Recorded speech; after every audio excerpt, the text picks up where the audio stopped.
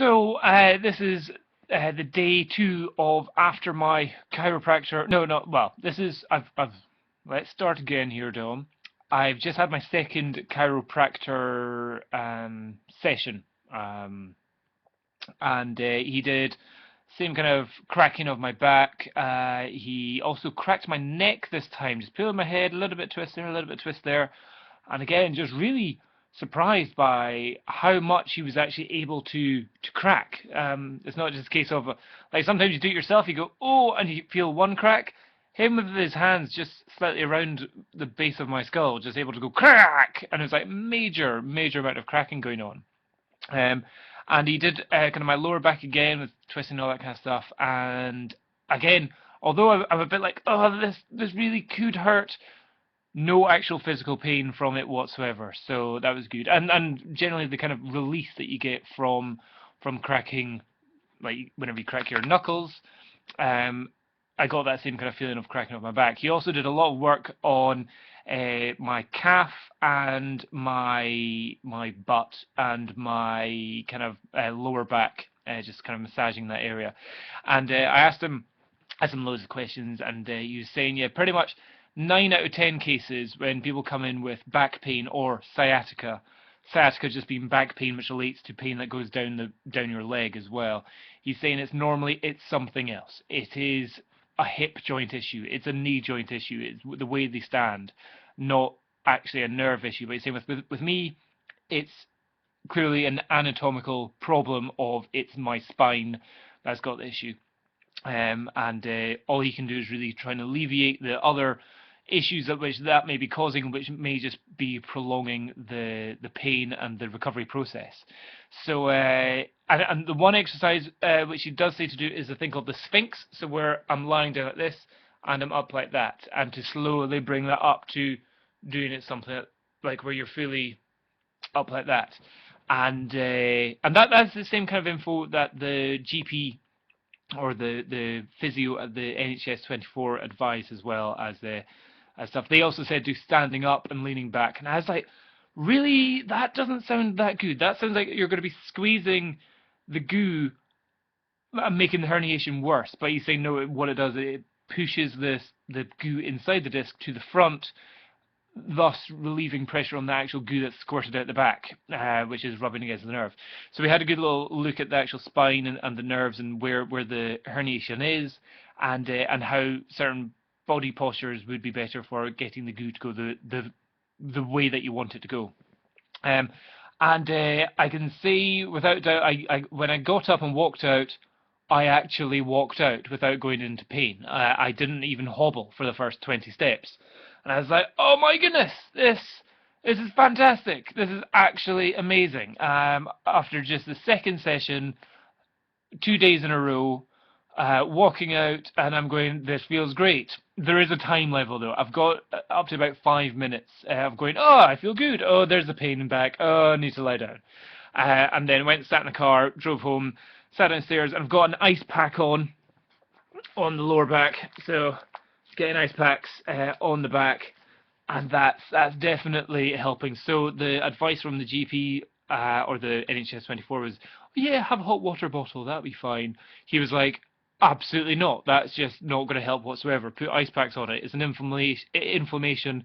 You've got to keep the ice packs on, and I would say that they have massively helped. So although I hear some people saying, oh, chiropractors are quacks, they're not real physios or whatever, and you've got physios, you've got osteopaths, you've got chiropractors, and you've got GPs. And the work which the guy is doing on me, I would say is, I can't imagine it being any different from what a physio or an osteopath would do, apart from an osteopath may use, people saying like shock radio wave therapy, stuff like that. I have no idea. But what he's doing is he's working on the muscles around the area, and massively working to the point where just now I'm able to stand up.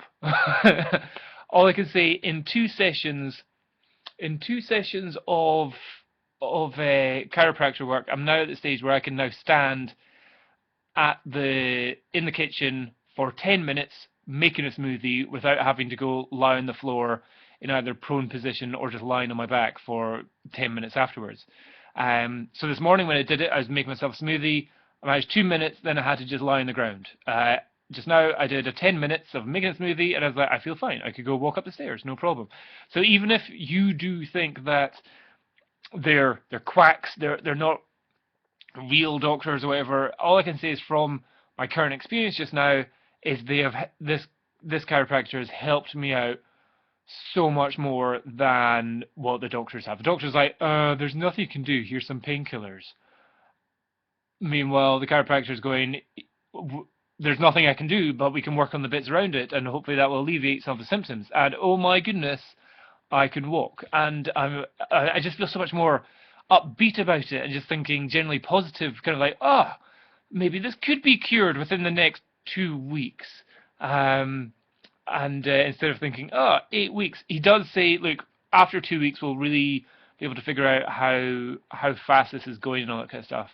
And he's saying other people, if they have an injury in the gym, he can normally fix them in 2 weeks, absolutely sorted. But he's saying with this, because it's a nerve issue, there's going to be issues for quite a while. Just really raining outside. Just surprised by how strong it is.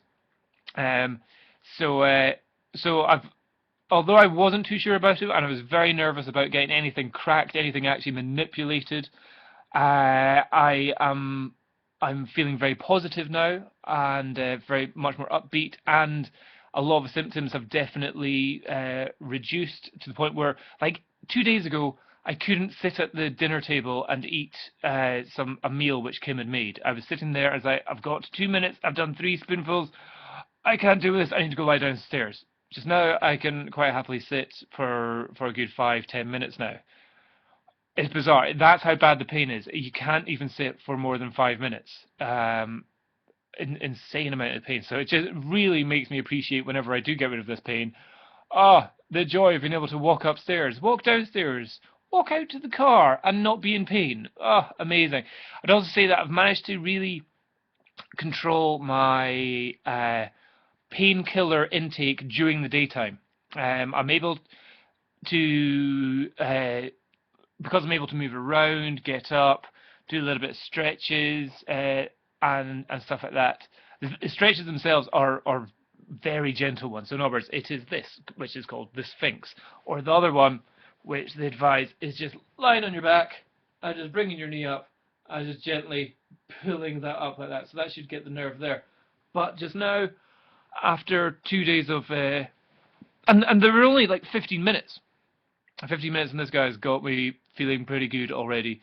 Feeling so much easier, so much better just now. So I can, if any of you are doubtful, I totally agree with that. And I'm sure there's probably some which are crap out there, but I'm having a good experience with my chiropractor at the moment. And everyone still say, are you going to try an osteopath or a neuropath? I'm like, well, I will try them if this doesn't work. So far, I'm so happy with how well it's working.